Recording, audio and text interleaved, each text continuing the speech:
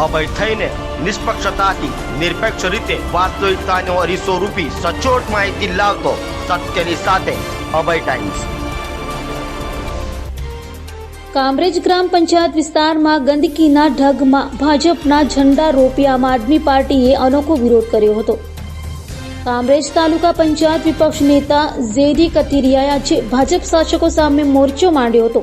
ઝેડી કથિરિયા અને આમ આદમી પાર્ટીના કાર્યકરોએ કામરેજ ખાતે એક પ્રદર્શન કર્યું હતું, જેમાં તૂટેલા રોડ, રસ્તા, ઉભરાતી ગટર અને રખડતા ઢોરોના ફોટાવાળા એપ્રન પહેરી વિરોધ પ્રદર્શન કરવામાં આવ્યું હતું, જેમાં લખ્યું હતું કે કામરેજ ઉભરાતી ગટરથી પરેશાન છે, કામરેજ તૂટેલા રસ્તાથી પરેશાન છે, કામરેજ રખડતા ઢોરથી પરેશાન છે।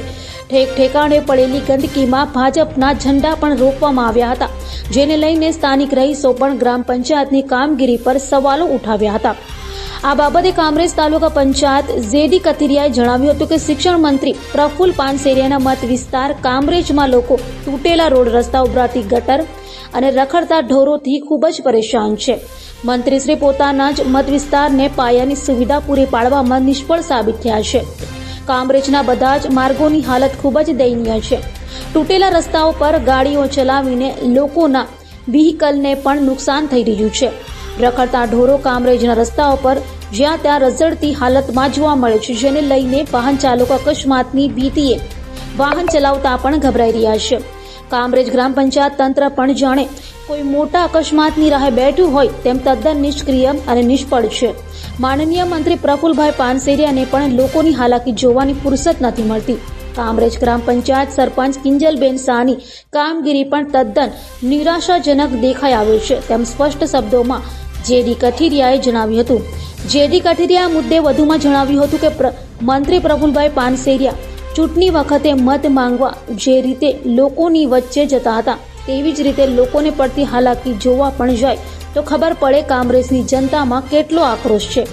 ઉભરાતી ગટરો રોગચાળાને ઘરે જે આવશે તેવી આશંકા પણ ઝેડી કથિરિયાએ વ્યક્ત કરી હતી।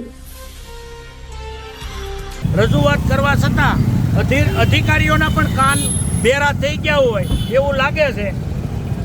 અહીંયા આ રોડ કઠોળ ડિવિઝનમાં લાગે, લાખો વાર રજૂઆત કરવા છતાં ડિવિઝનમાં અવારનવાર લાગતા વળગતા અધિકારીઓને રજૂઆત કરવા છતાં એક પણ અધિકારી આ રોડ ઉપર પોતાના વિઝિટ કરવા માટે કે લોકોની સમસ્યા શું છે એમાં એક પણને ટાઈમ નથી।